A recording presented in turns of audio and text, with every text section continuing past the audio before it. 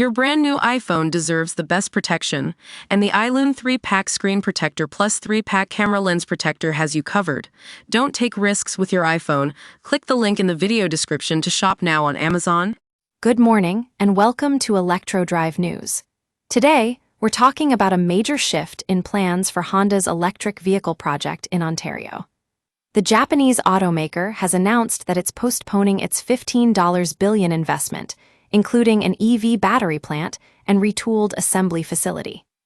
This move comes as the company assesses the current slowdown in the electric vehicle market. According to Honda Canada spokesman Ken Chiu, the decision is based on a 2-year delay, with no impact on current employment at the manufacturing plant in Alliston, Ontario. That's great news for workers there, who were expecting new jobs and investment. But what does this mean for the project as a whole?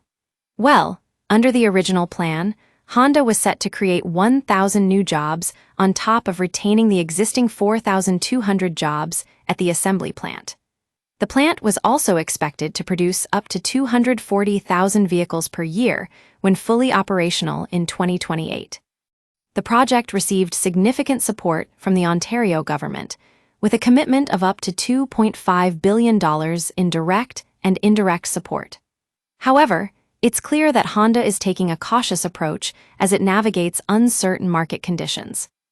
Honda's CEO, Toshihiro Maibe, has said that the company will do its best to minimize the impact from tariffs on U.S. President Donald Trump's vehicle trade policies.